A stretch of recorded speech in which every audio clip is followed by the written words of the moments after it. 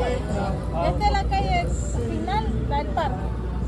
I don't really speak too much Spanish. No. Sorry about that. Where are you trying to go? Sí, que voy para el parque, pero me están diciendo la final. La calle final del parque. Yeah, 59th Street Uh-huh. is here. So this is the end of the park. It's like the beginning and it goes all the way up to 110 Street. No es por acá. This way is Columbus Circle. So 59th Street, Columbus Circle is this way. No problem. Have a good day.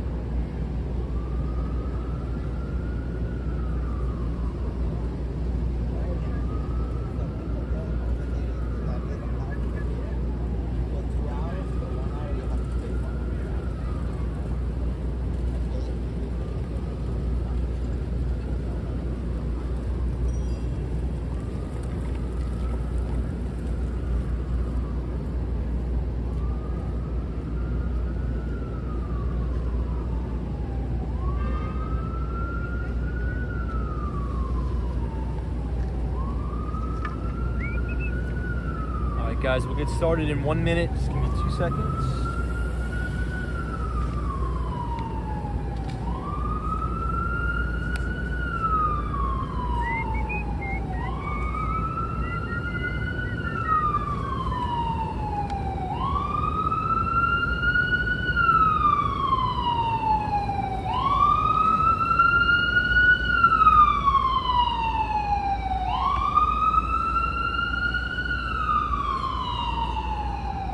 All right, good evening, everybody. Welcome back to Walks on Wall Street. As you can see, we are back to our old stomping grounds here. This is Billionaires Row, Central Park South. Hopefully you all are having a great 4th of July weekend so far.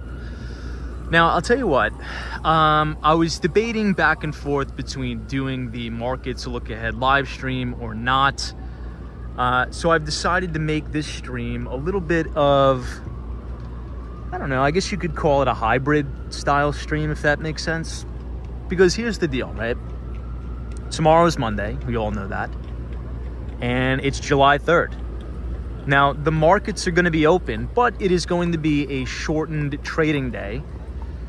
The major financial markets will close at 1 p.m. So there's probably going to be not a lot of activity at all going on Wall Street. Now, in addition, if you work in finance, maybe you work in consulting or big law or even real estate, it seems as if anytime in New York, okay, speaking about Manhattan, the 4th of July lands on either a Tuesday or a Wednesday, people just start to take off right around noon on Friday.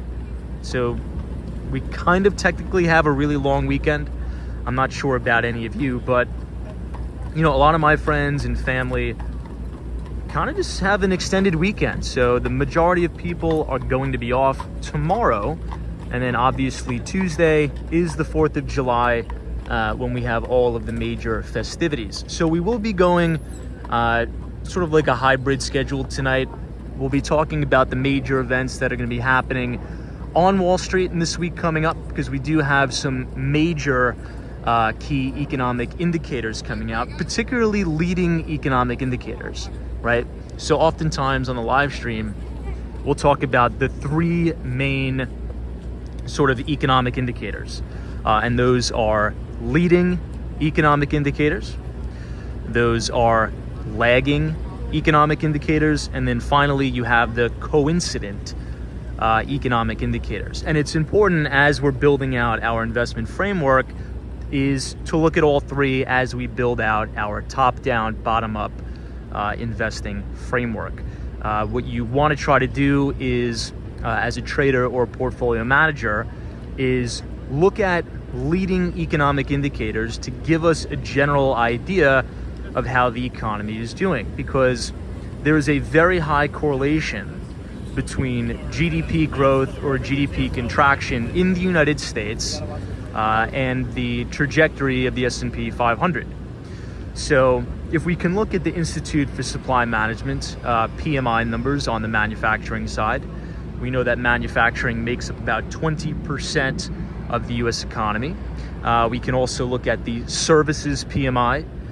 That makes up about 80% of the US economy. So if we can use these leading economic indicators to predict GDP growth, we may have a good idea of where the market may be 6 months from now, right? Because these are leading indicators, and then we could use things like the CPI, which is coming out again, and the PP, Producer Price Index, which we got out last week as coincident economic indicators to sort of check our thesis. So we'll go through some of those things today. But it's a beautiful night out here in New York. We got some much needed rain. Let me tell you that. The air quality has been horrible here in New York. Unfortunately, we are dealing with a lot of the wildfire smoke coming from Canada. Almost every single day has been this hazy sort of mess. So I think that we got this torrential downpour rain today. Really helped with the air quality and really helped cool things down. So without further ado, I'm going to put the camera down for 2 seconds. I'm going to get my bag on, and then we will say hello to everybody in the chat. And on tonight's live stream, we are actually going to be trying to head all the way down to Soho. So maybe we'll walk through the east side, maybe Midtown East. So give me 1 minute and we will get started.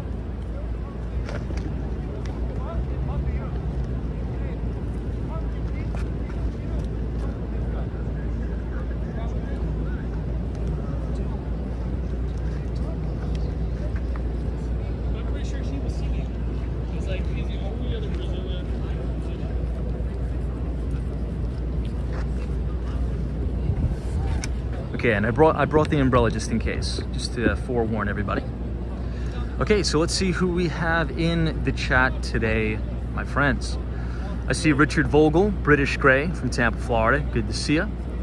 Fry Bread is here. Jeff Hollick, Sally, Tim, Brad's Brain, good to see you. Gary Carpenter, Austin City Limits, MD is here. Flat Smack, Brick Stonewall, good to see you. Rich S, Cool Weather Farmer, Jay Sully, Myra King, Jay, Stephanie, Daryl from Chicago, Sparks Carnival is here, Shadow Ship, good to see you. Seems like we got a full house. Tom Barry is here. Welcome, welcome everybody. Well, since we're here at Billionaires Row, I guess we'll just do a quick Billionaires Row tour for those of you who are unfamiliar with these buildings.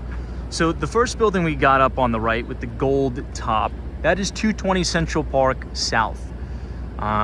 Over the Memorial Day weekend, we actually just had one of the units in that building go under contract for a whopping $75 million. Kind of crazy. Now, if we move over to the left, this big building here, this is Central Park Tower. Now, the developer is Gary Burnett of the Extel Group.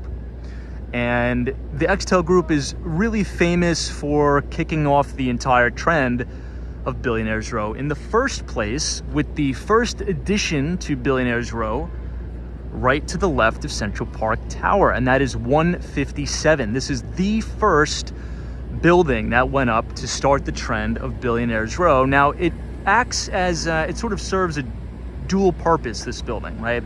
So it's ultra luxury condominiums, but also within 157, you have one of the most luxurious hotels in the entire city.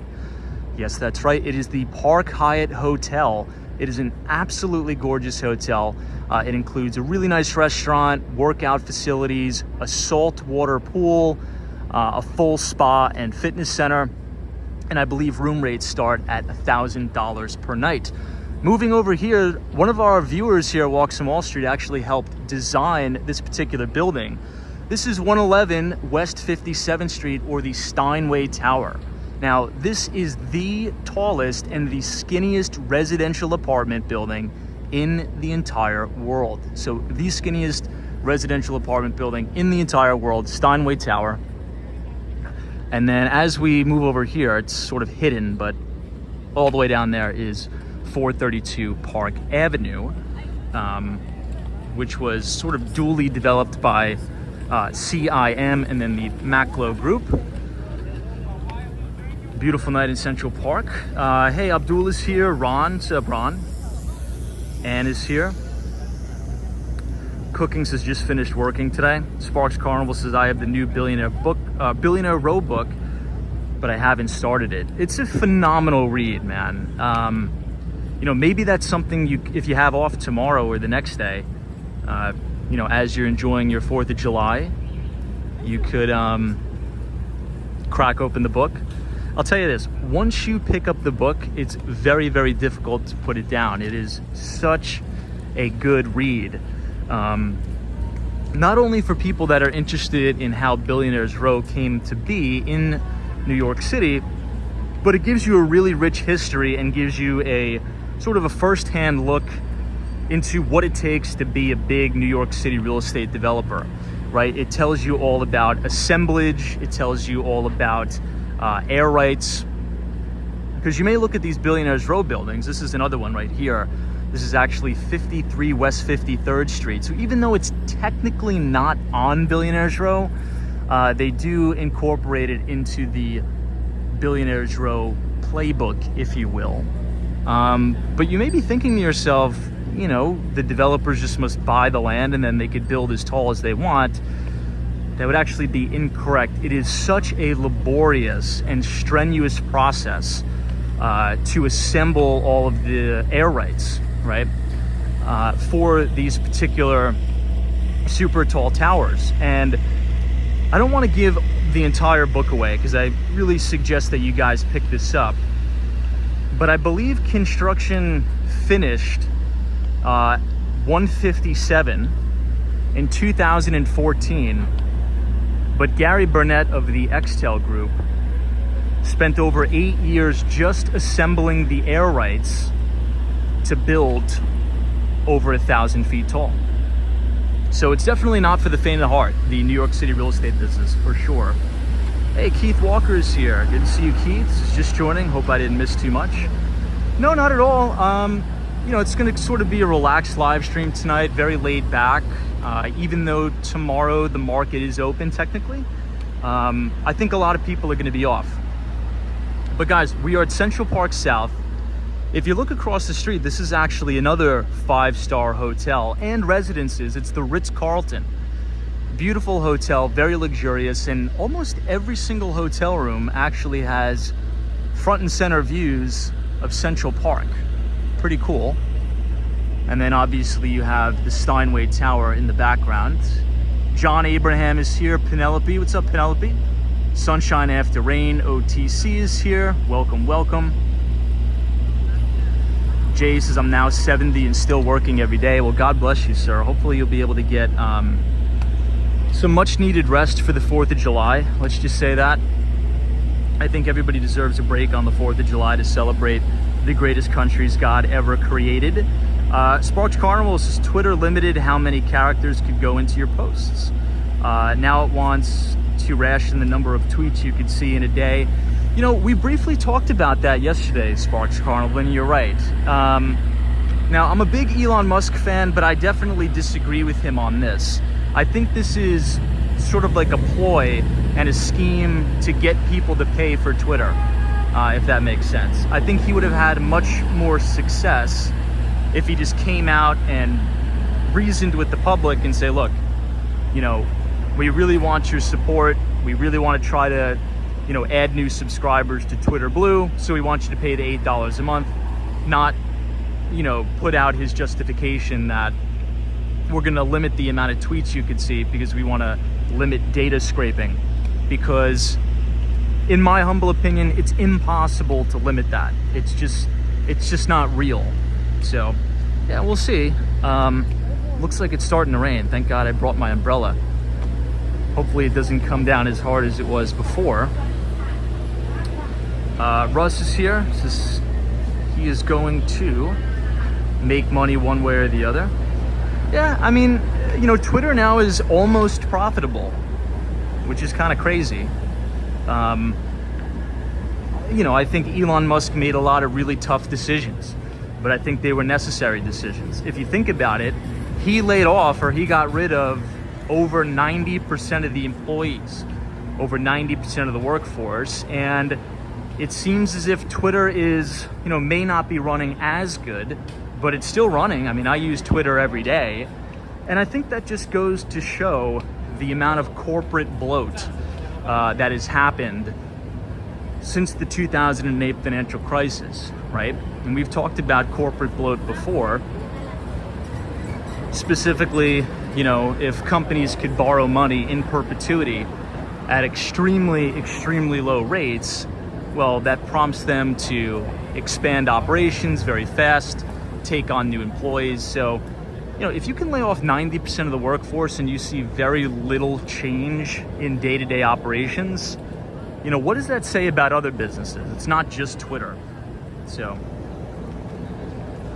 here's another beautiful shot of Billionaires Row. You can see the gold top of 220 Central Park South, Central Park Tower, and 157. And you could almost see the raindrops coming down too.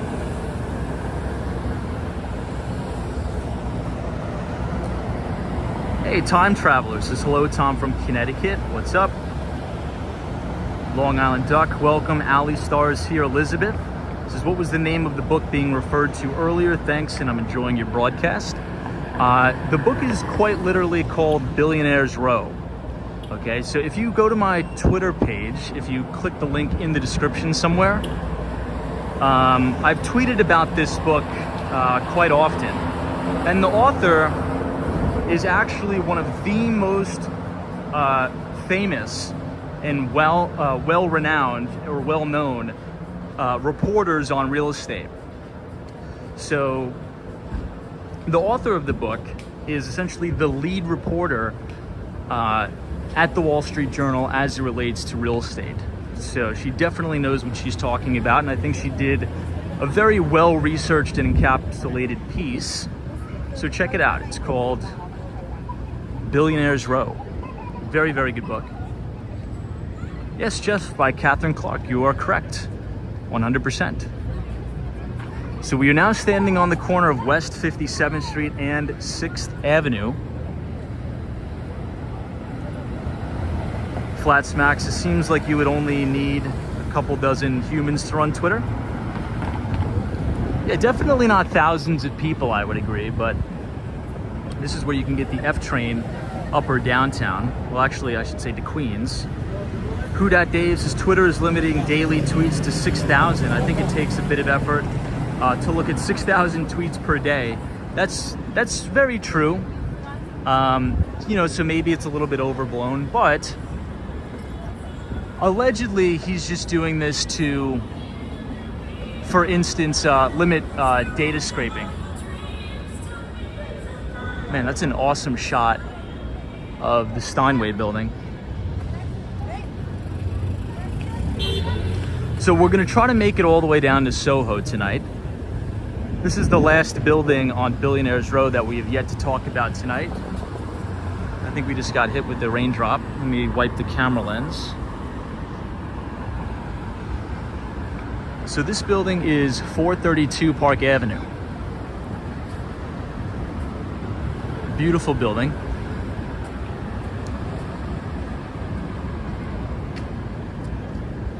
Sean Brown says, what's your Twitter link? It should be in the description of the video, or you could just follow @WalksWallStreet on Twitter.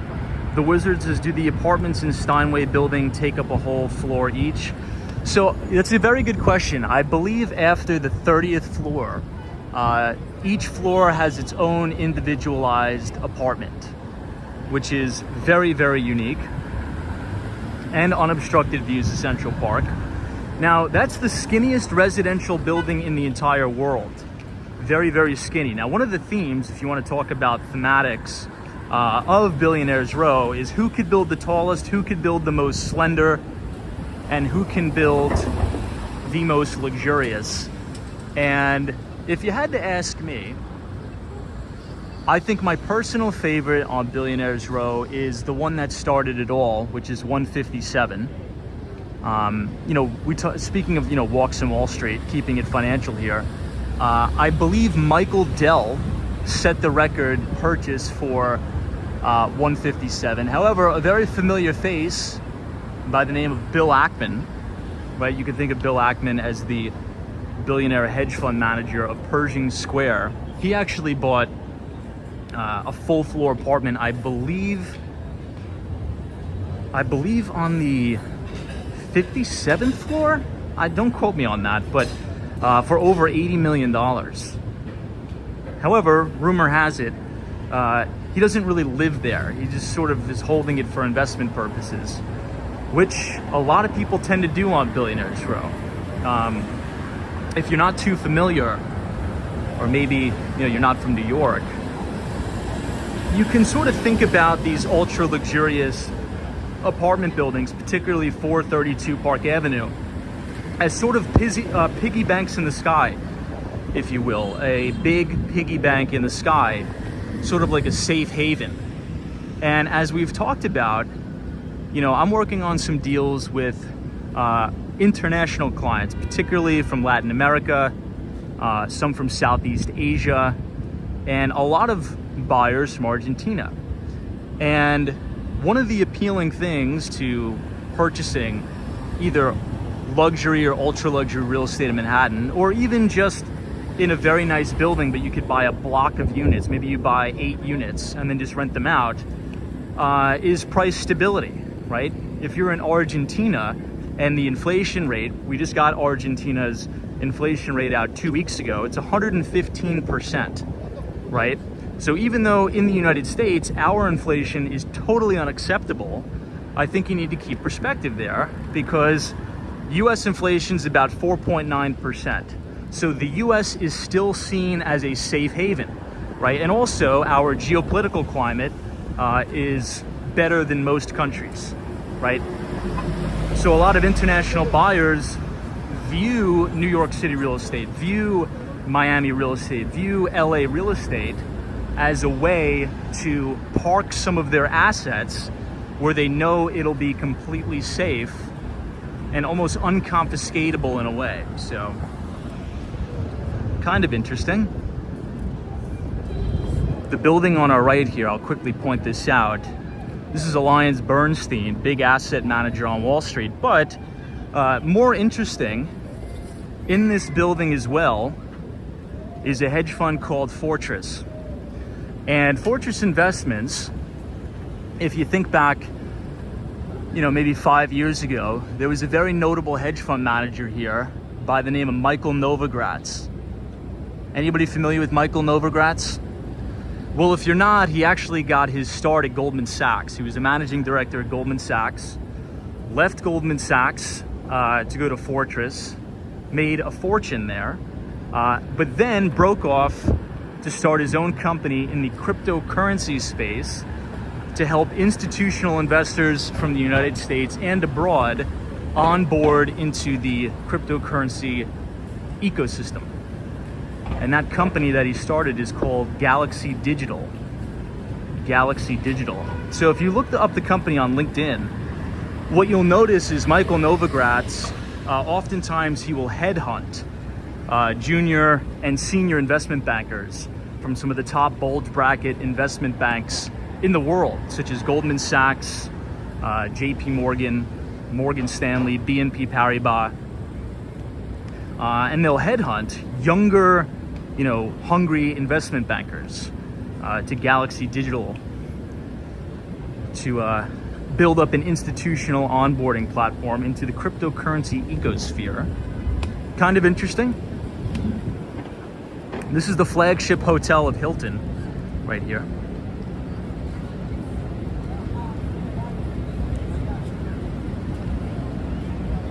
Hey, Flat Smack, what's up?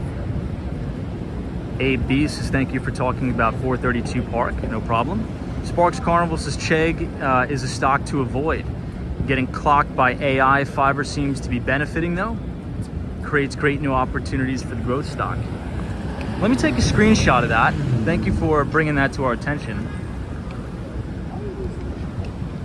Let me just get out of the street first.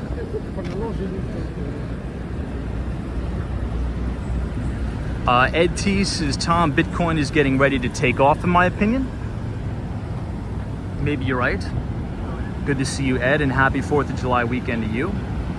J49 says, poaching talent. Yeah, poaching. That's definitely the industry term. Poaching talent, for sure. Here's a view of Steinway Tower from the backside. Man, could you imagine having a full floor apartment at the Steinway Tower? Not only do you have unobstructed views to the north of Central Park all the way to the George Washington Bridge, even seeing into Connecticut on a clear day, but you also have unobstructed views all the way down to Lower Manhattan to the World Trade Center. That's why that real estate commands premium pricing for sure. Yeah, Stephanie says it's unique. It's definitely, you know, as you talk about Billionaires Row, I don't really like to refer to those units as apartments. I almost refer to them as pieces because they're almost like works of art. You know, I told you guys I had the opportunity to go into a really luxurious new development, not on Billionaires Row, but I would say one notch under Billionaires Row caliber. And that was my main takeaway. You know, these penthouse apartments that are designed by the world's leading architects, they're exactly that. They are literal works of art in the sky, unbelievable attention to detail. It's almost not for living in a sense, right? The staging is so precise and so pristine, where it's almost like you wouldn't want to live in it because you wouldn't want to dirty it up. It's a very weird experience walking through those apartments for sure. Let's just say that. So I turned down this street because I wanted to show you guys the front entrance of 53 West 53rd, also nicknamed the MoMA building. I don't think we've ever seen this entrance. Maybe we have, but since we're in the neighborhood, I thought I'd quickly show you. So let me go ahead and turn the camera this way. So here we are. This is the front entrance of 53 West 53rd. I'll try to give you guys a view all the way uptown. Hey, Vivian Francesca is here. Hey, Vivian.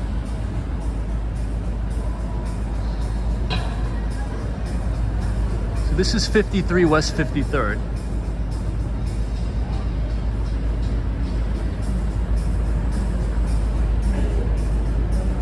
Very unique architecture. And this is MoMA, the Museum of Modern Art, right next door. Sometimes you can see some interesting sculptures and exhibits. Let's just cross the street here. Obviously it's closed, but for those of you who haven't been to MoMA, this is the main entrance of the lobby. Now, in the basement is actually the gift shop. It may be a little bit too dark, but let me know how it's turning out on the live stream. Hey, Steph UH, good to see you, and welcome to MoMA, the Museum of Modern Art in Midtown Manhattan. Now, if you notice all these little kiosks right here, that's actually where you purchase your tickets. Must visit if you haven't been here before. Hey, Hawaii, what's up? Good to see you. Who here in the chat has been to MoMA before? And what were your thoughts? Thumbs up, thumbs down? This is the main entrance, but you can see they sort of block it off, probably for good reason, right? It's kind of unfortunate that they block it off, but I guess they just don't want vandalism. Wow, that is really strong steel. Shadow Ship, it's been years since you've been. John says, Tom, it's a first-class museum. I've been at least 20 times. It's really beautiful in there, and all the exhibits are ever changing. There's always new pieces. It's awesome. Yo, Noah, hey, it's Noah Joseph, man. What's up? Says, hope all's been well. Dude, hope all's been well for you. I think the last time we heard from you, you were recovering from, I don't know, 2 weeks ago, 3 weeks ago. So I think your injury, man. So hopefully you're all rested up and healed up and back on your feet. We're rooting for you for sure. Hawaii says I still need to go. You gotta go, it's fantastic in there. I've always told you guys that my favorite museum in the city is actually the Henry Clay Frick Museum, or the Frick Collection. However, I think this one is a close number 2 in the race for sure. Vivian Francesca says, Tom, you may like to see Valesco art in West Palm Beach. Beautiful pieces, check out the dog. Let me take a screenshot of that. Thank you for that recommendation. I will be in West Palm Beach more often now. I'll definitely let you guys know why soon. Okay, but here's the main entrance. 53 West 53.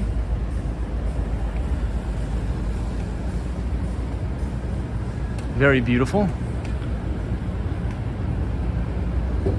And I think this is the restaurant that is attached to the building, right? So this building has full catering services to the residences. You can sort of see some diners down there. Really nice. That's another big theme for a lot of these Billionaires Row buildings. They all have very luxurious 24/7, 365 catering from the restaurants in the buildings. You can see the restaurant here, 53. Let's take a look at some of the pricing. Might as well, right, since we're here. All right, so this is the official Billionaires Row menu. Let's see.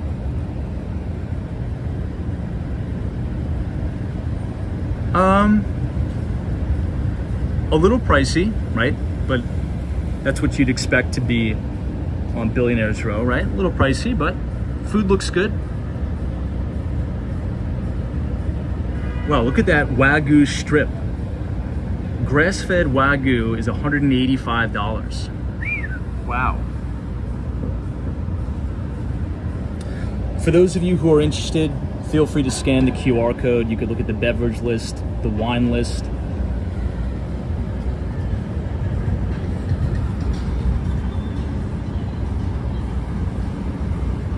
Bottles are about $130. But yeah, I just wanted to quickly show you guys this building, 53 West 53, because I feel like it's very under talked about. Very seldom do we give this one a highlight, so I thought you guys would like that. Michael Joseph says, Tom, the Upper East Side has a lot of private clubs on the first floor buildings. Now, the University Club is really nice. That's 5th Avenue. We pass that all the time. We're passing the famous Halal Guys, which is usually always busy, especially this time of year.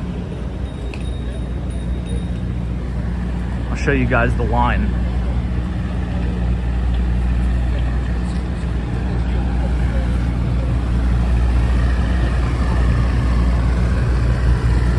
So this is 6th Avenue, or Avenue of the Americas. If you look all the way downtown, that's Rockefeller Center and Radio City Music Hall. Now it's a little bit cloudy, so you really can't see the One World Trade Center, but I can assure you it is down there.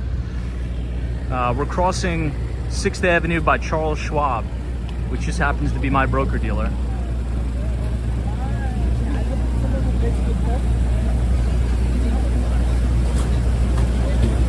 Hey, AB says, the other day you said you had a tattoo on your face. Were you joking? Is it a teardrop? Yeah, it's just a very small teardrop. It's not, anything to be too concerned about, for sure. Hey, James is here. Says, hello from Ripley, Tennessee. Welcome to all our viewers from Tennessee. Good to see you. Sparks Carnival says, Apple has steered clear of calling its tech artificial intelligence. I've noticed that on a lot of the earnings calls. But it's developing new features with AI models and machine learning. Yeah, I feel as if you're right, Sparks Carnival. I think a lot of companies are using the AI as more of a buzzword, right? Last quarter, when we had our round of earnings go through, it seems as if you were on an earnings call of any tech company, it's like, okay, drinking game. How many times can the C-suite use the term AI or machine learning during the 40-minute conference call? So, I mean, Apple has really been very good in avoiding a lot of that hype and just focusing on building new product. Now, the big thing that we're excited about for Apple, right, depending on who you talk to, is they just had their new product launch for the first time since the Apple Watch. So, new product launch in terms of hardware, right? Which is the new Vision Pro headset, which we talked about, which I think is very well marketed. However, I do not think that it will sell very well with the average consumer. I think the price point is a little bit steep. Hey, Carl Roth says, greetings from Canada. Do a video of the Strand bookstore sometime. You know, we will. Funny enough, we actually may be walking directly past there a little bit later in the live stream. Now, my favorite Strand location, I'm trying to think of the street. It's right as you walk down Broadway, as you get off the train, 14th Street, Union Square. Does anybody know the exact street that is? Maybe 11th and Broadway? But that's my favorite bookstore, the Strand right there. All right, I'll quickly point out some of the investment banks. This is UBS. Now, I'm not sure if Marcelo Gill is in the chat, but Marcelo always points out that his daughter works here. So we'll always give that a quick shout out. But this is Neuberger Berman. This is a big asset manager as well. My friend actually works here.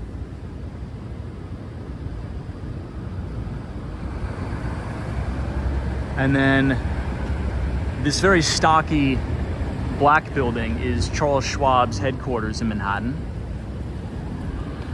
And you know, as we've talked about, many people who are not too familiar with New York, you know, when you think of Wall Street, they think of what's going on in Lower Manhattan. But as we've explained many times, over the years, you know, there's not much financial activity in terms of investment banking, hedge funds, family offices, and the like going on down on Wall Street. A lot of it has moved uptown right here.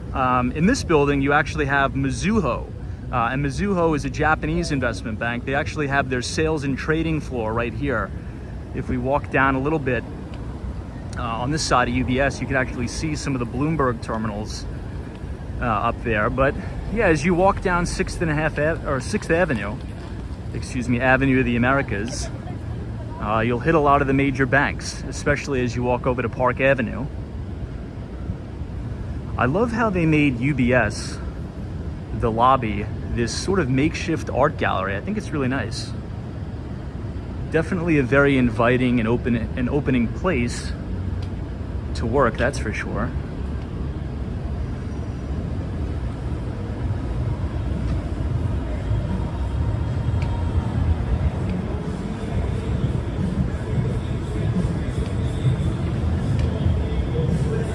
All right, so if you look directly above the Ted's, so I think Ted's Steakhouse is actually owned by the gentleman who created CNN, I believe. What is that, Ted Turner, I think? But if you look closely, you see right here, it says Mizuho. This is their sales and trading desk right here. So you can see all the Bloomberg terminals. Obviously, today is Sunday, so there's not too much going on. But we'll continue down. I just wanted to quickly show you guys that. Hey, photos from around New York. Good to see you. Thanks for joining us. Haas Manning says the Strand is on East 12th Street and Broadway. That's the one I'm thinking about. Yeah, the easiest way to get there is just get off at 14th Street, Union Square. It's right outside the Whole Foods. And you just walk down Broadway. That's a really good one. However, I will say this. For those of you who are thinking about, you know, traveling to New York or moving here, and you're a big fan of books, especially rare, old, antique books, one of the best places to go is actually the East Village Bookstore. So if you just type in East Village Bookstore on Google, that's one of my personal favorites. You can find some extremely rare books in that store.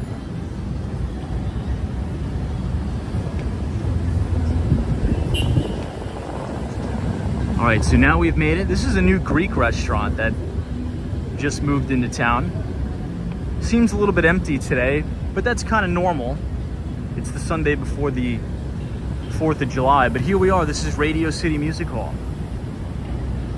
Hey, Vinny Castellanos says, what is your dream team in Wall Street and financial management? I don't know. I would have to give that to William J. O'Neill. Unfortunately, he passed away over Memorial Day. You know, this year we've been losing a lot of big names in the financial world. So the founder of Investors Business Daily, Bill O'Neill, or William J. O'Neill, he passed away on Memorial Day. So he was the founder of O'Neill Securities, Investors Business Daily. Now, before he passed away, he actually sold his company, IBD, to these guys right here, News Corp. I think it was a $250 million sale. And now Investors Business Daily, the Wall Street Journal, and Barron's are all under the same entity.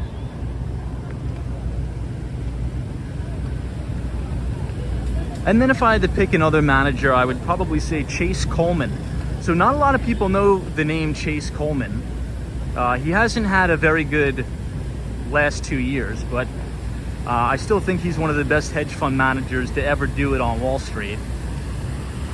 And we won't go into a lot of that tonight, but do your research on the Tiger Global and the Tiger Cub hedge funds, if that rings a bell. But Chase Coleman, now he's a multi-billionaire, very successful in the hedge fund business, but not a lot of people know about him.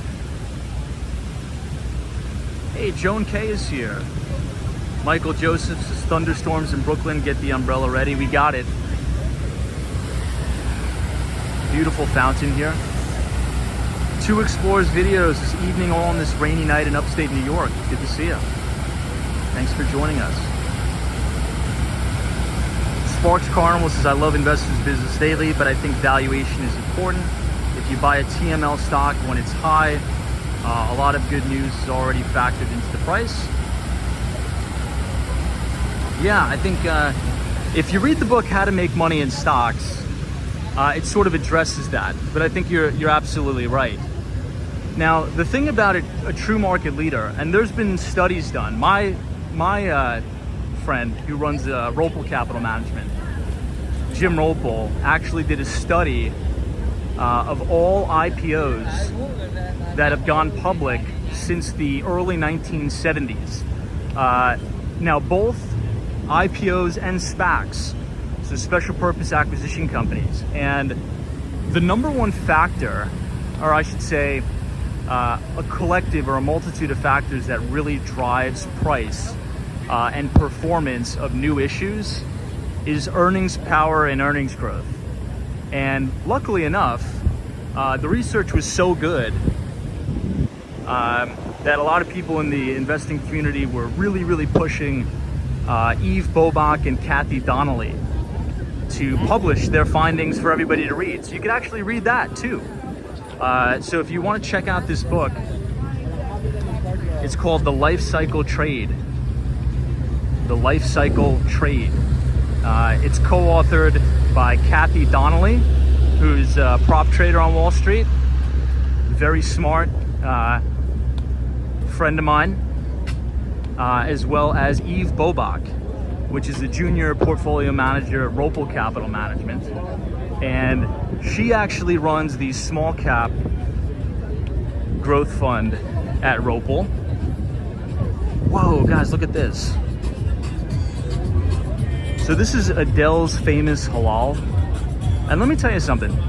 This line,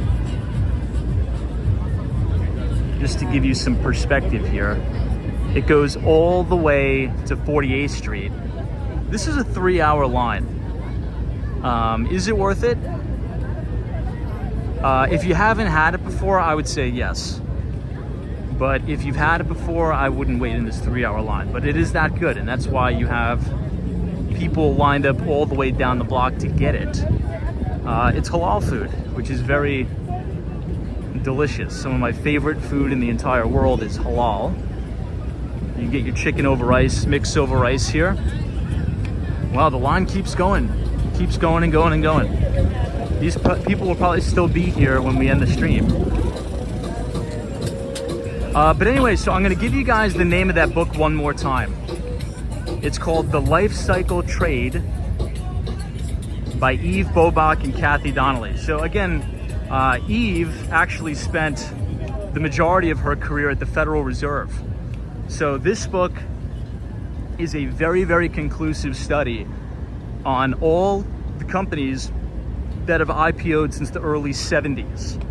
And the study was, out of the best performing IPOs, initial public offerings, what was the culmination of characteristics that have driven these stocks' price performance?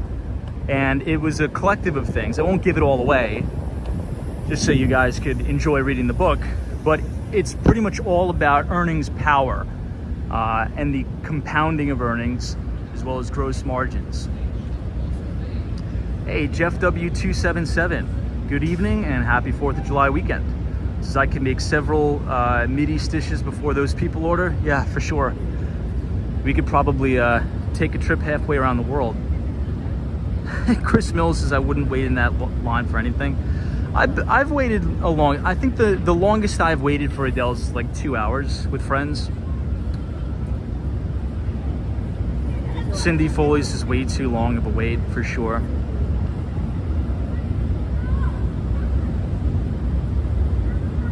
Who dat Dave's like, come on, they should do a sociological study on why someone would wait 3 hours for chicken over rice. Agreed. So anyway, this is the News Corporation building. So you may find this familiar with Fox News. However, Investors Business Daily, the Wall Street Journal, and Barron's are now all under one roof right here.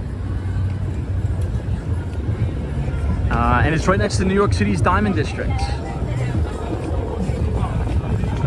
We may start to buffer a little bit here since there's a lot of pickup in tourist activity. Pro tip, you could always tell you're in the Diamond District if you see these diamond light posts here. Joel PM says my lesson with initial public offerings has been not to enter too early. Yeah, and so you're exactly right. So one of the things that was discussed in the study is, you know, if you think at its face value what an IPO is, it's the transfer of ownership of the company from the private sector, right, to the public markets. So that includes transferring ownership from founders, employees, private equity, venture capital, to the public market. So people like me and you, retail investors, institutional investors that run hedge funds, mutual funds, investment banks, things like that. So within the first year that a company trades public, volatility is usually very high for a couple of reasons. So when a company comes public, a lot of major investment banks and financial firms will assign an analyst to cover the stock. Now, before the company goes public, they go out and pitch investors and say, hey, this is what our earnings growth rate is this year. And this is going to be our earnings growth rate projected 5 years in the future. We'll just get away from this guy. So the reason why, you know, like here's a perfect example, Facebook, right? I want everybody to look up, well, the old ticker symbol, which was FB. Now the ticker symbol is Meta, META. But Facebook was actually one of the worst performing IPOs. It was a very, very hyped stock, very, very hyped company. And literally once it hit the market, it plummeted, I think, about 60%. However, as a company starts to post very good earnings, right? And they start to beat analysts' expectations in terms of earnings on the top and the bottom line, right? So bottom line being earnings growth, top line being revenue growth. And as they start increasing forward guidance, more and more analysts on Wall Street that work for some of the best mutual funds on the street start to get a lot of attention, or these companies start to attract a lot of attention from these analysts. So you'll have the best mutual funds and the best funds on Wall Street start to initiate small positions in these companies. That's why, another reason, it's always very important to look for the best mutual funds on the street that have the best track records over the last 10 years to see if they're initiating positions in these stocks. So after about 6 to 8 consecutive beat and raise earnings reports from these particular companies, you'll start to see position sizes get significantly bigger among institutional investors in these stocks. Now, here's the thing. Institutions are running multi-billions of dollars, right? It's not like, retail investors like me and you that may be running, a couple million or just a couple 100,000. So it takes sometimes a year, literally like 8 months to a year, to get a full position size on in these companies. Because if you just, market order, $1 billion worth of stock, you're going to drive the price up. So institutions slowly and surely accumulate stock, reducing the float, and that's when these stocks really take off. So I would highly recommend that book. Again, it's called Life Cycle Trade by Eve Bobach, Kathy Donnelly. This is gorgeous right here, guys. Look at this. This is One Vanderbilt. And it actually looks like there's a lot of people in the observation deck. Now, I believe, and don't quote me on this, but I believe for the 4th of July, if you go up to the top floor of the observation deck, you're able to see the fireworks that are going to be blown off from 28th Street to 40th Street on the east side. I think that's a pretty good place to view the fireworks, the top of the One Vanderbilt. Down here you can see Times Square. Hey, Carl Roth says, I remember Twitter stock at 11. They were a slow growth company to get to $69 a share, and then it dropped to 41. Yeah, and now Twitter's private, right? Elon Musk took Twitter private, so they are no longer a publicly traded company. Now that's another really good point, which I think maybe we'll talk about on a different live stream, because that'll take 2 hours to cover that in and of itself. One of the concerns is the rise of private equity and the rise of venture capital, because a lot of these, PE firms and VC firms are just telling these companies, hey, don't go public and don't raise money in the public markets. We'll fund you and we'll just give you the money, right? And then you won't have to deal with a lot of the regulatory scrutiny. You won't have to deal with the earnings calls. You won't have to deal with, trying to meet Wall Street's expectations, and we'll just get a cut of the deal. Now, that's kind of a problem, because guess what? Who gets to participate in the growth of that company in terms of valuation? Well, the private equity firms and the venture capital firms, not retail investors like you and me. So more and more companies now, right, arguably, are choosing to stay private and get funded by private equity and venture capital, and they're opting not to go public. In many instances, I'm not trying to say this is like a huge issue, but I think it is. Oh man, that kid almost got knocked by that guy. Did you guys see that? That guy almost roundhouse kicked that kid. Almost blew his face back. But anyway, maybe we'll talk about that on another night. I think what's more noteworthy is just how gorgeous the Empire State Building is, lit up for the 4th of July.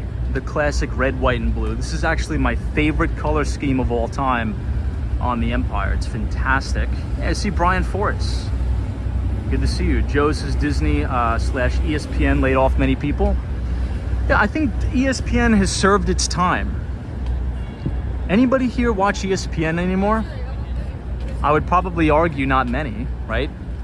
Now, back in the day, if you think about the 90s, the only way to really get sports highlights was to turn on SportsCenter at ESPN. Now, all you do is you go on Twitter, you go on Instagram, you go on YouTube, and every single sports highlight under the sun is broadcast in real time. So I think the viability of ESPN is just not what they used to be. Yeah, Justin S says they are just talk shows now. Matthew M says, Tom, they fired a bunch of people recently. Let me catch up on some of the comments. Hey, I see Troy Atman. What's up? Happy 4th of July weekend, Troy. Sam is here. Says, hey, everybody, and Tom.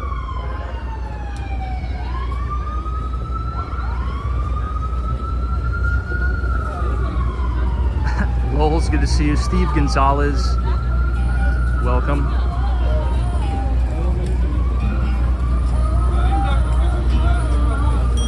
Hey, always lucky. Says I used to live in New York City and would walk around here all the time. I miss the city so much. Well, hopefully you come back. That's the goal, is to get you guys back to the greatest city on earth, in the greatest country on earth, the United States of America. So hopefully you'll be able to make your way back very soon, my friend. And thank you for watching. But if you guys are enjoying tonight's live stream so far, feel free to leave a like on the video and click the subscribe button if you're new. We tend to start these live streams every day at 8:30 p.m. Eastern, New York time. Now, Monday through Friday, we usually walk around the city, either New York or Miami, talking about the financial markets, the real estate market, and the like. Saturdays, we sort of just hang out and have a good time, right?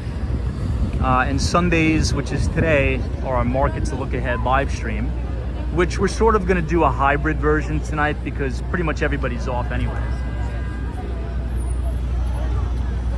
Austin City Limits says, Tom, are we streaming on the 4th? Maybe. I give it about a 50-50 chance. I may go to my buddy's house on Long Island. He just moved in about a year ago. I still haven't been. So he's supposed to be having a barbecue there, but maybe we'll stream the fireworks, maybe not, I gotta see. If we do, we'll try, but I think the internet's not gonna be too good, to be totally honest.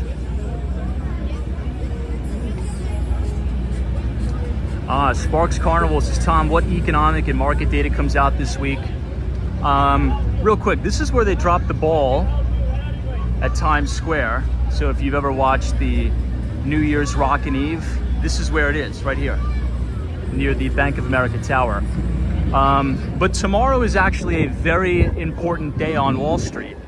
Now, even though the equity market and the fixed income market both close at 1 o'clock p.m., so it's going to be a shortened trading day on Wall Street, we are getting arguably one of the most important leading economic indicators coming out tomorrow. Now, as a quick review, the first business day of every single month, it's very important to remember this, okay? The first business day of the month, the Institute for Supply Management releases the PMI numbers for the month, right? In terms of the manufacturing numbers. So the Institute for Supply Management releases two specific indices. Number one, the manufacturing PMIs, which will give us a little bit of insight into the manufacturing health of the United States, which manufacturing capacity makes up about 20% of GDP. Now, number two, the ISM PMI numbers for services comes out the following week, and that gives us a glimpse into the health of the service sector. And as we know, the United States is very, very heavily weighted towards services. It makes up about 80% of the economy. So tomorrow, I believe at 8:30, so about an hour before the open, if you go to the Institute for Supply Management's website, they release the report on business for the manufacturing sector. So maybe tomorrow we'll be doing a pretty extensive deep dive into the ISM PMI manufacturing numbers. Guys, really quick, I have a question for the team. We are now on West 40th Street and 6th Avenue. Do you guys want to take one lap around Bryant Park? I don't remember the last time I've taken you guys inside Bryant Park. Or should we just continue to head down towards Soho? Let me know. It's Sunday night. It's 4th of July weekend. Let me know what you guys want to do. If you want to go in Bryant Park, I'll take you in there. Hey, R2D2, what's up? Thanks for joining us.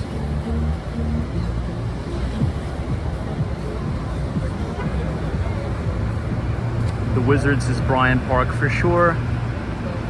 Hey, NNB 45, what's up? Hope you had a good... So we'll just do a quick lap around Bryant Park.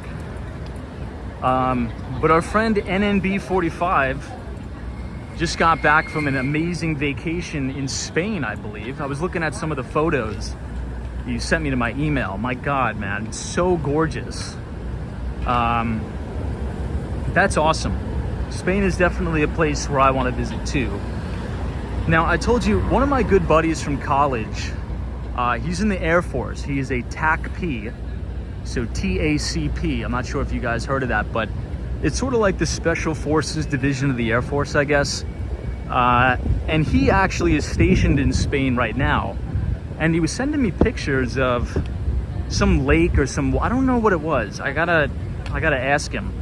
But it was by far the cleanest and clearest water I've ever seen in my entire life. It was unbelievable. So definitely interested in checking out Spain.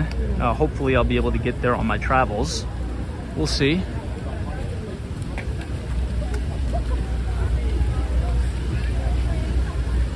Okay, now we are in Bryant Park. You can see the main stage here. Whoops. Starting to rain. Let's see if I can be quick with it with the umbrella. Let's see.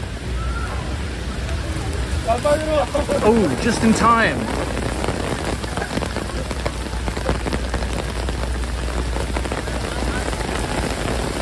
We'll have a little bit of ASMR.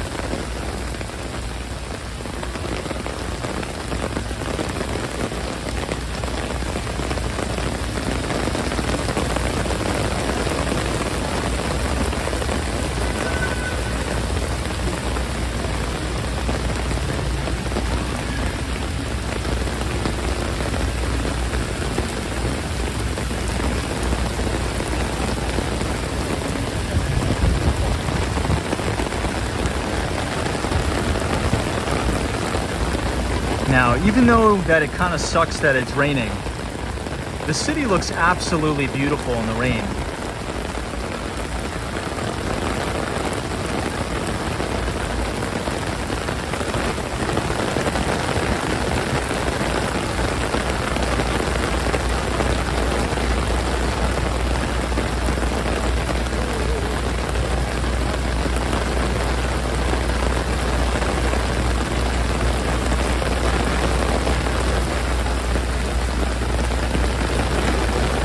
Wow, this is beautiful. I'm actually so happy that it's pouring raining right now. This adds an amazing perspective to the stream. This is gorgeous.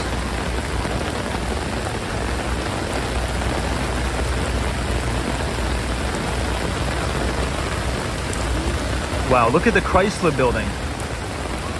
So this right here is the Chrysler building amongst the pouring rain in Manhattan.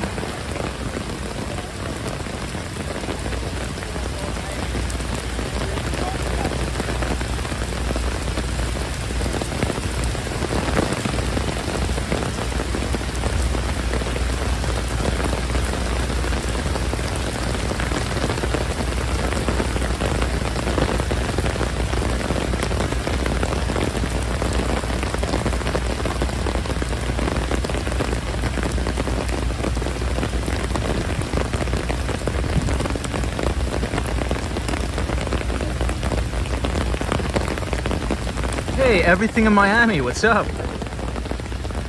Because I actually like ASMR rain videos. I do too. Hey, everything in Miami. Next week, I'm actually going to be doing some more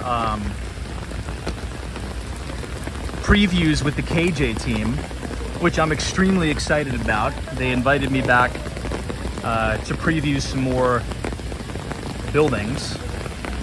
I really like working with the team. I think they are by far one of the most professional and sharp real estate professionals I've ever met or came across by far. For those of you who don't know, the Kirsten Jordan team at Douglas Elliman is led by $1 million listing broker, the first female broker to appear on $1 Million Listing, Kirsten Jordan. She has an unbelievable team that focuses mainly on the luxury market, in New York, but also deals with developments, new developments. That's why I've been so interested in the team. So Stefano is the CIO of the team, and he's a very known real estate developer from Italy. So it gives us a really good insight into the process of new construction, right? How to assemble land in New York, how to deal with the air rights, how to build out and model, do the financial modeling on a lot of these new developments. So it's been a real pleasure to be able to work with that team. So last week we were at 130 William, and next week I can't tell you exactly what we're going to be previewing, but I will keep you guys up to date. Hey Sam, thank you so much for your $5 donation. I appreciate it.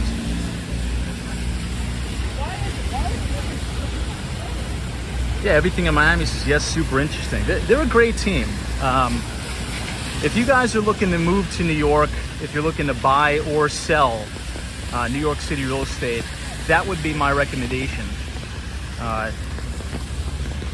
The Kirsten Jordan team at Douglas Elliman, they have really, really impressed me a lot.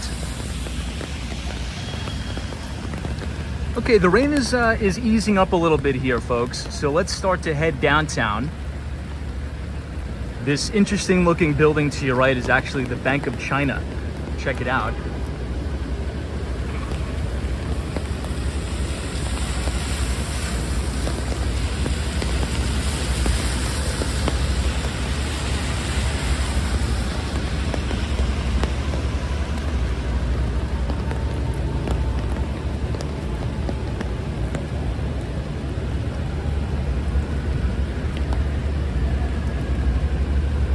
Hopefully as we walk south, the rain will ease up a little bit.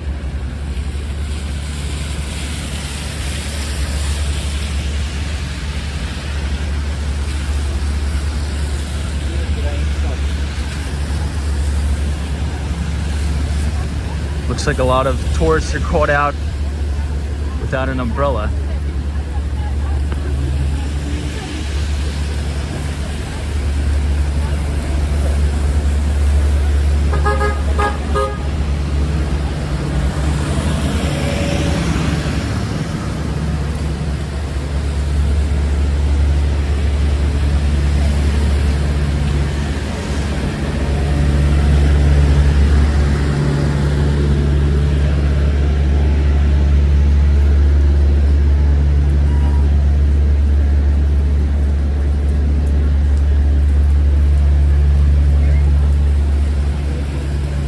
Somebody says, do they have Bank of America in China?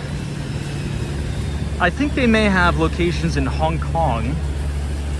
I don't know about mainland though, to be quite transparent. One of the things I love about New York after it rains, everybody focus on the street, focus on the asphalt for a moment. It sort of creates its own light show, doesn't it? Once the ground is wet from the rain,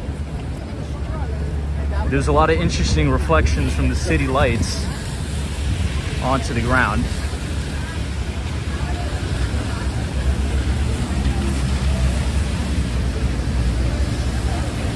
Oh wow, Spencer says they have a Bank of America in Cairo. I used it when I was there. I want to visit Egypt. I think I told you guys, I think my biggest regret, well, it's not really a regret, but so far in my life, I don't think I'm very well traveled. I think I'm going to use the second half of my 20s to get out there a little bit more, travel, see the world, get a different perspective. I think that's important, also, especially if you're in the investment business. I think it's good to get a perspective about how people live and do business. It's a good global macro perspective for sure. Hey, GGNYC, happy birthday. I didn't know it was your birthday. Gonzalo's is greetings from Argentina. What part of Argentina, my friend? We actually have a lot of viewers from Buenos Aires. Now, if you're from Argentina, you would love Miami. You gotta take a visit to Miami, Florida. 72nd Street and Collins Avenue is actually Little Buenos Aires. It's gorgeous. I think you would enjoy it. Now, I was so lucky. I'll tell you guys a quick story as we're walking downtown. So the World Cup this year, I was so lucky to be able to watch the World Cup in Little Buenos Aires in Miami, and it was insane. Like, I've never seen it like that in my life. People were out in the middle of the street, people were on the roof, everybody was in the water. I think I got some video of it and I posted it on the YouTube channel, but man, tons of Argentina soccer fans in Miami. It was wild. I'm your biggest fan!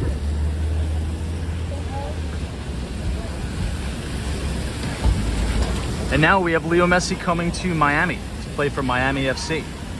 He passed up over $1 billion to go to Saudi Arabia, and he is staying in the good old US of A, my friend. Hey, Gonzalo says, yeah, I'm planning my visit to Miami next January. Hey, let me know. I'm always in Miami. Let me know. I'll give you some good recommendations of some spots.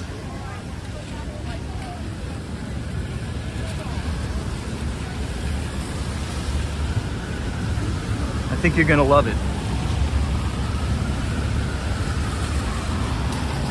Hey, Ian is here. What's up? Good to see you. So we're coming up on 34th Street, Herald Square. If you look to your right, you'll see one of the largest department stores in the entire world. It's Macy's. It's their flagship location. And then we're actually, you know what? Let's actually take a little bit of a stroll through Koreatown. I don't even remember the last time we were in Koreatown.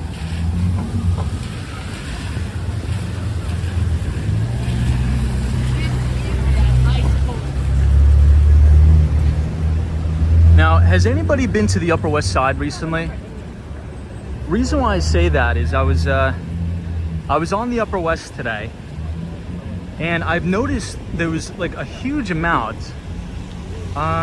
Let's actually cross. There's less people across the street. There's a lot of new Japanese restaurants opening up on the Upper West Side. I actually went to one. It was great. And it reminded me of our conversation about Japanese equities. So once a week I join a Zoom call with about 5 different hedge fund managers up and down the East Coast. And we sort of talk about our ideas, right? Our idea generation. And one of my ideas was Japanese equities. And one of the questions I asked was, what is your long exposure, if any, to Japanese stocks? I think the rain stopped. Hold on, let me close the umbrella. Yeah, I think the rain stopped. If I could close this thing. All right, there we go. Beautiful view of the Empire State Building here. So I said, how many of you have exposure to Japanese stocks? Not a person said they did. And I said, okay, follow-up question.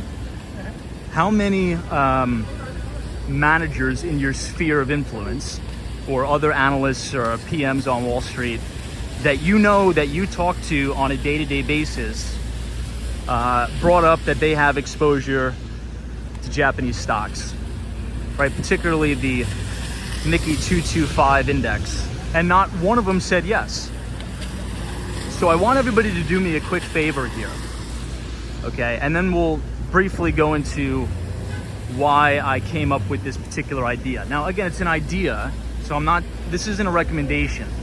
If you're new to Walks on Wall Street, we don't recommend anything. We just sort of basically have an open conversation about the markets. But I want you to pull up your Bloomberg terminal or MarketSmith or TradingView, however you do your charting. And I want you to pull up a monthly time frame of the Japanese equity indice, okay, the Nikkei 225. Now, once you're zoomed out on a monthly, you'll notice something, and your eyes will be drawn to the beautiful date of 1989. It was before I was born, and that is when the Japanese indice topped. And we have yet to break the all-time record high that was set back in 1989. However, we were about 15 percentage points away from testing that new all-time record high, and it is probably the most symmetrical and most perfect base I've ever seen. I think the only other one that probably rivals it is maybe gold, if you look at gold on a monthly time frame as well. So the second question is, now why is that? Or what could potentially be a reason? What are the specific catalysts, right? So again, as we're building out our investment framework, we want to take a top-down, bottom-up approach. So let's start off with central banking and monetary policy, if we may. Real quick, this is Macy's here. What do we notice? What is a main difference between Japanese monetary policy from the BOJ, or the Bank of Japan, in comparison to the vast majority of central banks in the world, particularly the Federal Reserve here in the United States? Well, if you've been paying attention over the last 18 months, global central banks, not just the Federal Reserve, are in the midst of one of the most aggressive and stringent monetary policy tightening cycles since Paul Volcker in the 70s. However, and so what does that consist of? Well, that consists of twofold, right? It consists of raising interest rates, so short-term lending rate of the Fed funds rate. We've had 10 consecutive interest rate hikes. However, in June, we got a little bit of a pause. So the Fed funds rate now is at 5% to 5.25%. If you look at the ECB, right, the European Central Bank with Christine Lagarde, if you look at the Bank of England, Bank in Australia, right? Pretty much central banks globally are all raising interest rates and reducing the size of their balance sheet. So in the United States, at the Federal Reserve, the balance sheet is made up of mortgage-backed securities and U.S. Treasuries, right?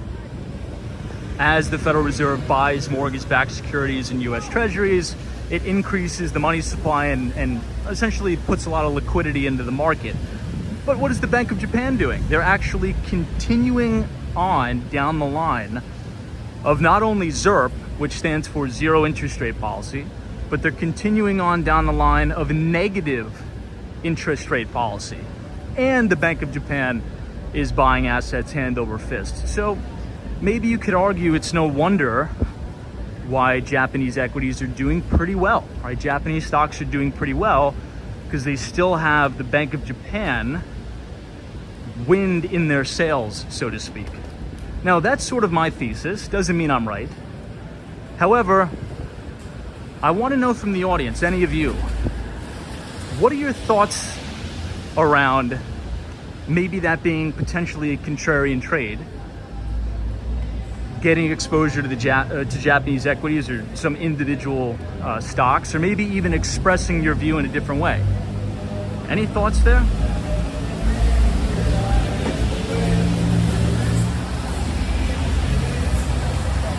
Hey, Teresa Diaz, thank you so much for the time check.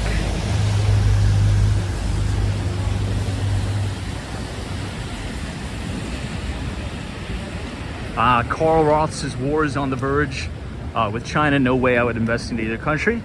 Interesting. So you're talking about a geopolitical risk there. Maybe you're right. Maybe you're right. It's actually a really good concern. All right, we are now at the base of the Empire State Building. Look at this. Hey, Wabi says, howdy, Tom. How do you feel about alternative investments, specifically Masterworks? I don't know. I think the Masterworks is that platform where you can own fractional shares of artwork.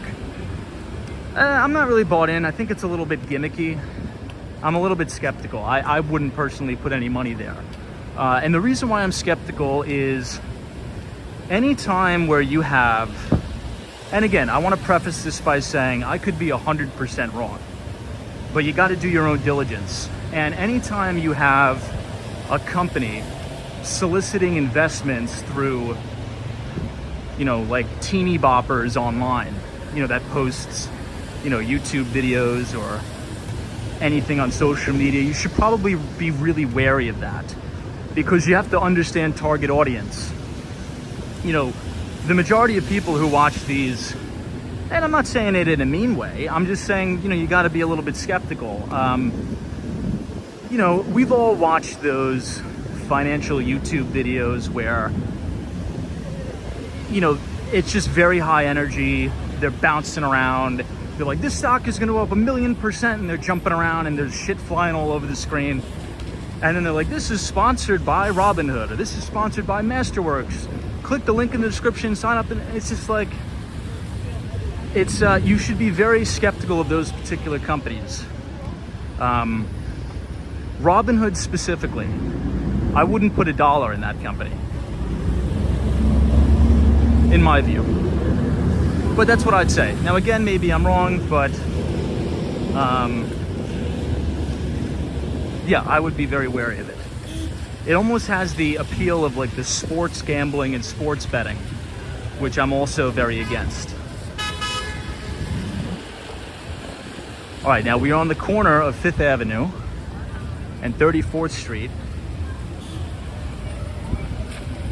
Guys, look at how gorgeous the Empire State Building is today.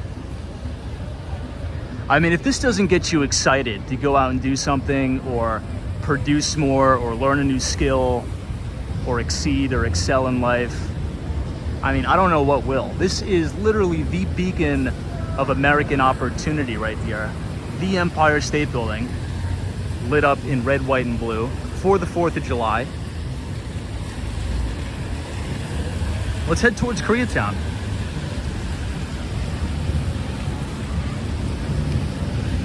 Now, when we stand on the corner of East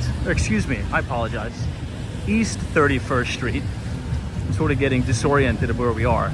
If you stand on the corner of East 31st Street and 5th, that's my personal favorite view of the Empire. But before we get there, this is also a pretty good one too. You sort of have a side shot.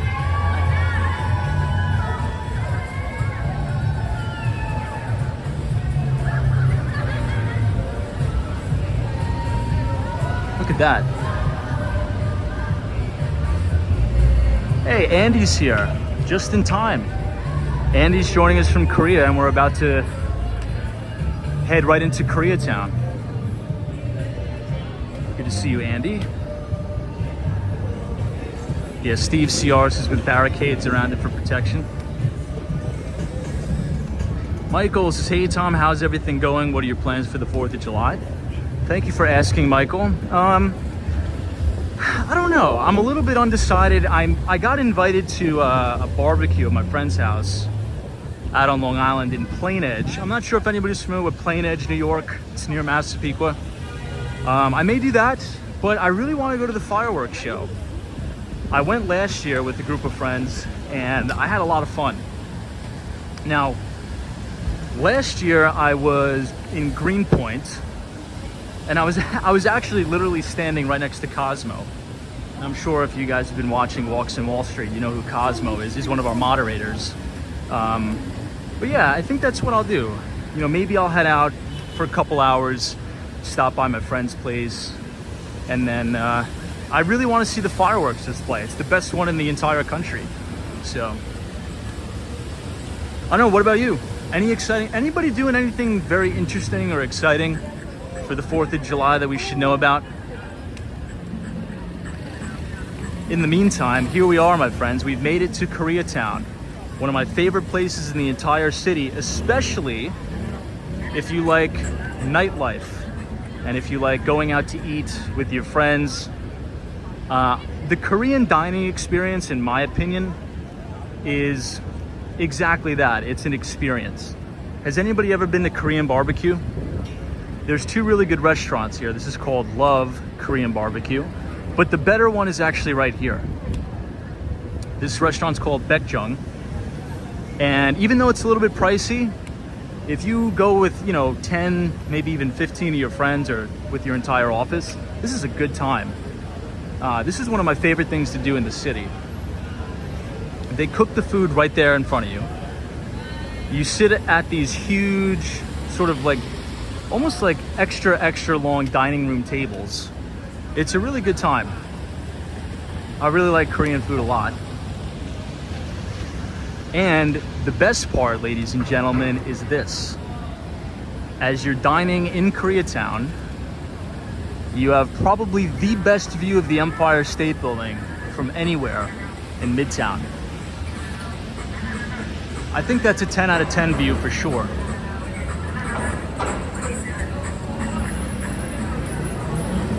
Hey, Hang with Mark Mom is here. What's up? Wow, you're doing both fireworks at Disney's Magic Kingdom and Epcot tomorrow. Very cool.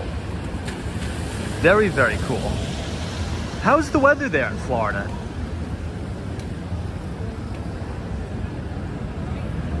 I'm getting that right. Epcot is in Florida, right? In Orlando, I think. SME Media, welcome. Good to see you.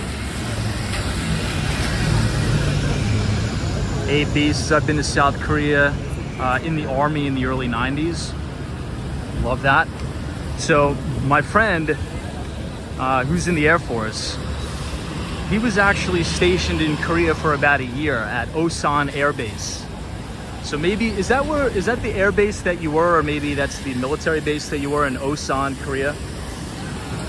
He said he loved it. I mean, my friend said that, you know, if he had the opportunity to be deployed in Korea again, he would definitely do it. The way he described it to me was a more modern, more futuristic, more orderly, and way more clean New York City. He said, you know, taking the trains into Seoul, which is the major city in Korea, he's like, he was so impressed by the subways. He said he never saw one homeless person the entire time he was in Korea. Everything was spotless. The trains ran on time. The subways were clean. And he's like, you never saw garbage on the street when you were in Korea. So I've never been. I would go. Yeah, Hawaii's like Korea's definitely on the bucket list. It's on the bucket list for me too. Now, I have a couple friends from Korea, and they say if you're ever planning a vacation to Seoul, if you're ever planning a vacation to Osan or Busan, you have to visit Jeju Island. At least I think I'm pronouncing it right. It's a small island, I believe, off the coast of Korea. And there's a lot of resorts. It's like a very luxurious resort.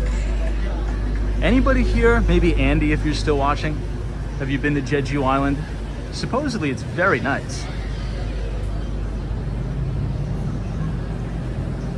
John's the same thing in China. The streets are very clean. Yeah, it's definitely a stark contrast. I mean, I love New York. You guys know that. I think it's the greatest city on earth, but I think we could do a little bit better job of the cleanliness. Let's just say that.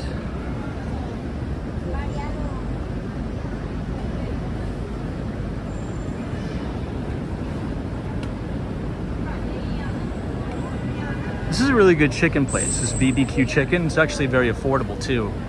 Now you can't eat it all the time because it's, you know, fried food, but it's very good. Hey, SM says you're in my hood, Koreatown. I didn't know you live here. Very nice. Now, I don't know if I could ever live in Koreatown though. I think there's too many distractions here. I don't think I could get any work done. I'd probably just be eating at all the restaurants all day. Hey, Sharon Lee, good to see you.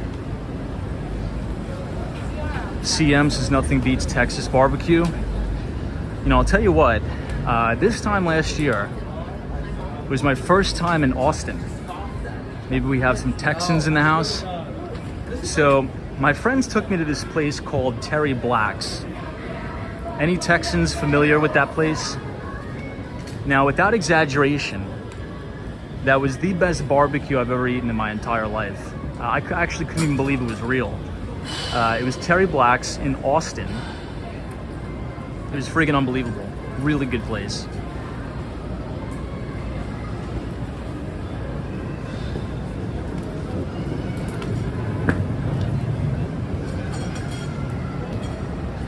Someone says, is Koreatown different than Chinatown? It is.